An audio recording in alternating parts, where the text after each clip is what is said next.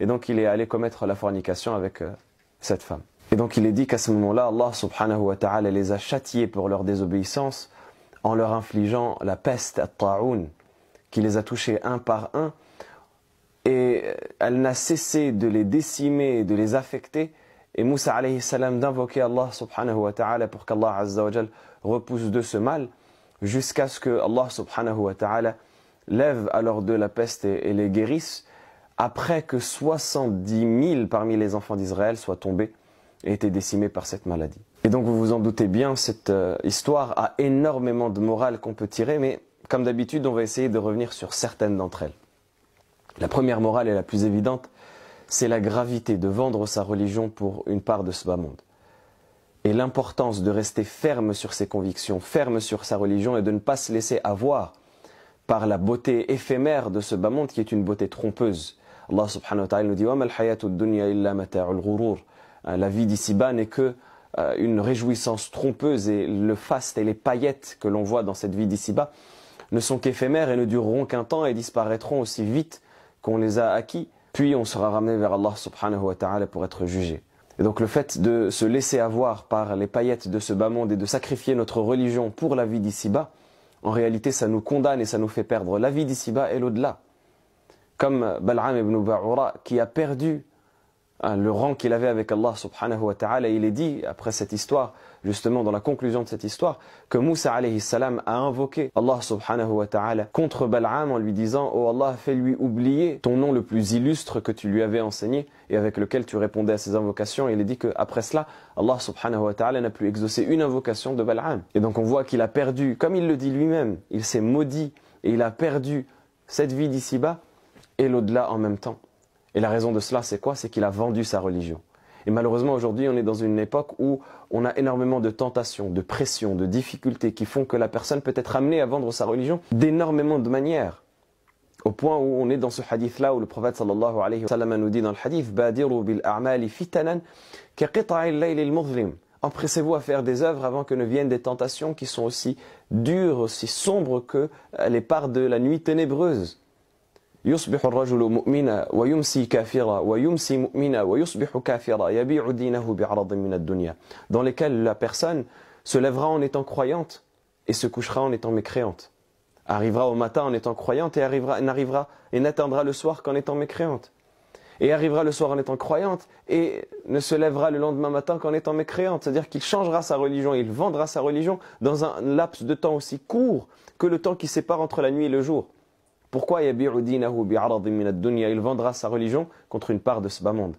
Donc on doit faire extrêmement attention à ce danger et on doit demander à Allah subhanahu wa ta'ala constamment de nous raffermir sur sa religion. Le deuxième enseignement qu'on peut tirer, c'est que rien n'est acquis pour personne, et ça on le répète à chaque fois parce que c'est un enseignement qui est extrêmement important. Rien n'est acquis, peu importe le degré que tu as atteint, peu importe les connaissances que tu as acquises, peu importe la piété que tu penses avoir atteint, sache que jamais la guidée ne te sera acquise et ne te sera garantie. Et toute personne peut s'égarer, aussi pieuse soit-elle, aussi savante soit-elle, toute personne peut s'égarer. Et personne n'est à l'abri de l'égarement. Et donc on demande à Allah subhanahu wa ta'ala de nous raffermir sur sa voie. Et on demande à Allah subhanahu wa ta'ala de nous préserver, de nous égarer après avoir connu la guidée. Et le troisième enseignement qu'on peut tirer, c'est la gravité et le danger de la désobéissance à Allah subhanahu wa ta'ala et des péchés. On voit que les Banu Israël, qui étaient pourtant favorisés du fait qu'ils étaient avec Moussa alayhi salam, avec Sayyiduna Moussa alayhi salam, notre maître Moussa alayhi salam, qui est, comme l'on sait, un des meilleurs prophètes. Eh bien, ils étaient favorisés, ils étaient avec lui, et pourtant, Allah subhanahu wa ta'ala les a éprouvés par une maladie aussi difficile que la peste, qui les a décimés. Et la raison de cela, c'est qu'ils ont désobéi à Allah subhanahu wa ta'ala et qu'ils ont cédé au péché, qu'ils ont détruit ce qu'il y avait entre eux et Allah azza wa jalla avec la désobéissance, et particulièrement l'une des plus graves, l'une des plus dangereuses, l'une des plus vicieuses, qui est la désobéissance de la fornication et le péché de chair, le péché de la fornication, le péché des femmes pour l'homme et le péché des hommes pour les femmes évidemment. Et ce péché-là, c'est un péché qui est gravissime, et particulièrement, et de manière générale, tous les autres péchés et les désobéissances sont gravissimes. Allah subhanahu wa ta'ala nous met en garde contre cela. Dans le verset où il nous dit وَلَا تَقْرَبُوا الزِّنَا إِنَّهُ كَانَ فَاحِشَةً وَسَاءَ سَبِيلًا, et n'approchez pas la fornication, c'est certes une turpitude et un mauvais chemin. Et en réalité, ce péché-là, il suffit à détruire ce qu'il y a entre nous et Allah subhanahu wa ta'ala. Et donc on doit prendre garde, et c'est un rappel que je m'adresse à moi-même et à tous ceux qui m'entendent. On doit prendre garde à la désobéissance à Allah subhanahu wa ta'ala, qui brise ce lien qu'on a avec Allah subhanahu wa ta'ala, ce lien de proximité, qui nous éloigne d'Allah, qui nous maudit au regard d'Allah subhanahu wa ta'ala, qui fait que on devient des moins que rien à l'égard d'Allah subhanahu wa ta'ala. Sauf si évidemment la personne se repent sincèrement, mais en réalité, plus on tombe dans le péché, plus on sombre dans le péché, plus le repentir sincère devient difficile, et plus le regret devient difficile. Parce que vous savez que le repentir, il se base sur le regret, et qu'un repentir sans regret, c'est un repentir qui ne vaut rien, c'est un repentir qui n'est même pas sincère. Or, plus on aime le péché, plus on prend goût au péché, plus le regret devient difficile. Et donc, plus le repentir devient difficile par voie de conséquence. Et donc, prendre garde à ces désobéissances à Allah subhanahu wa ta'ala, prendre garde à ne pas commettre d'injustice, que ce soit dans ce péché en particulier ou de manière générale dans tous les péchés que la personne peut commettre, prendre garde à ne pas commettre d'injustice à l'égard d'Allah subhanahu wa ta'ala, afin de ne pas détruire ce qu'il y a entre nous et Allah, et d'avoir toujours la victoire qui nous vient d'Allah.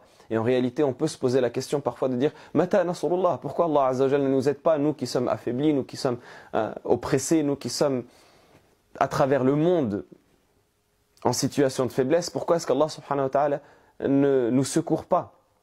Et en réalité, comment est-ce qu'on veut qu'Allah subhanahu wa ta'ala réponde à nos invocations alors qu'on est baigné, alors qu'on est noyé dans le haram, dans l'illicite?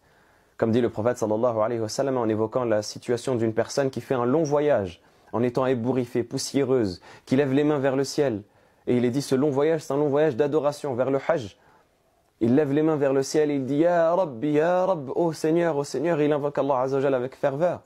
Normalement, celui-là, il a réuni toutes les causes pour qu'Allah l'exauce. Mais pourtant, le prophète sallallahu alayhi wa sallam nous dit « Wa mat'amuhu haram, wa mashrabuhu haram, wa malbasuhu haram, wa ghudhiya bil haram. Fa anna yustajabu lidhalik » Sa nourriture est illicite, sa boisson est illicite, ses vêtements sont illicites et sa chair a poussé d'illicite. Alors comment est-ce qu'un tel pourrait espérer qu'on lui exauce ses invocations?